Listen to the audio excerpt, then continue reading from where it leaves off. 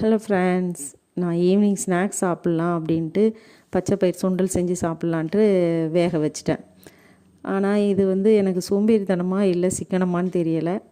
இதை night side டிஷ்க்கு வச்சுக்கலாம் சப்பாத்திக்கு அப்படின்ட்டு மைண்டு மாற்றிட்டேன். சட்டுன்னு தக்காளி வெங்காயம் எல்லாம் கட் பண்ணி போட்டுட்டு அதில் கொஞ்சம் உப்பு, மஞ்சத்தூள், காரத்தூள், மசால் தூள், கொஞ்சம் பெருங்காயத்தூள் எல்லாம் போட்டு நல்லா கலக்கி விட்டுட்டு மூடிட்டேன் குக்கரை.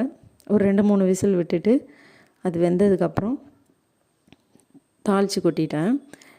இது நான் சுண்டலுக்காக ரெடி பண்ணதை இப்போ சப்பாத்திக்கு சைட் டிஷ்ஷாக ரெடி பண்ணிட்டேன். இது எனக்கு டக்குனே அது ஒரு சோம்பேறித்தனமாக இல்லை சிக்கனமானு எனக்கே தெரியலை. சரி, இந்த வேலையை இது சைட் டிஷ்ஷாக செஞ்சிடலாம். ஆனால் இது பச்சை பயிர் உடம்புக்கு அவ்வளோ நல்லது.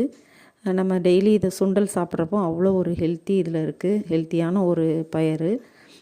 பசங்களுக்கு நாட்டு சக்கரை போட்டு வேக வச்சு நாட்டு சக்கரை போட்டோ இல்லைனா கருப்பட்டி போட்டோ கொடுக்கலாம், ரொம்ப நல்லது.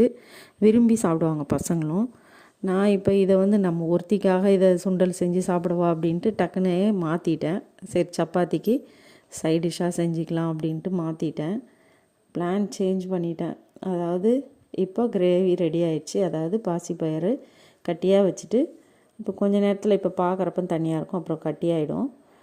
அது தாளித்து கொட்டிட்டோம்னா சப்பாத்திக்கு சைடுக்கு ரெடி பண்ணிட்டேன். இது சில நேரம் நான் அப்படி தான் ஏதாவது மாற்றி மாற்றி செஞ்சிடுவேன். ஒன்று செய்யணும்னு நினைப்பேன், ஆனால் அதுக்கு பதிலாக வேறு ஒன்று செஞ்சு வச்சுருவேன். சரி, ஏதோ ஒன்று சாப்பிட்டா சரி. நம்மளுக்கு ஒரு ஹெல்த்தியான ஒரு சைடு ரெசிபி ரெடி ஆயிடுச்சு சப்பாத்திக்கு. பச்சை பயிறு, கருப்பு உளுந்து, தோலோடு உள்ள பயிருங்க எல்லாமே அவ்வளோ நல்லது. அதை டெய்லி ஒரு சுண்டல் செஞ்சு பசங்களுக்கு நம்ம கொடுத்தோம்னா அவ்வளோ ஒரு ஹெல்த்தியாக இருக்கும்.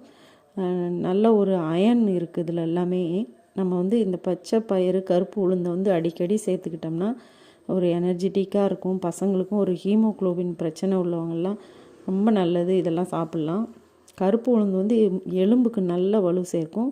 இதே மாதிரி நம்ம கருப்பு உளுந்தையும் இதே மாதிரி செஞ்சு சாப்பிட்லாம். இனிப்பு வேணும்னா இனிப்பு சுவையிலையும் செஞ்சு சாப்பிட்லாம். ட்ரை பண்ணி பாருங்கள் ஃப்ரெண்ட்ஸ். தேங்க்ஸ் ஃபார் வாட்சிங்.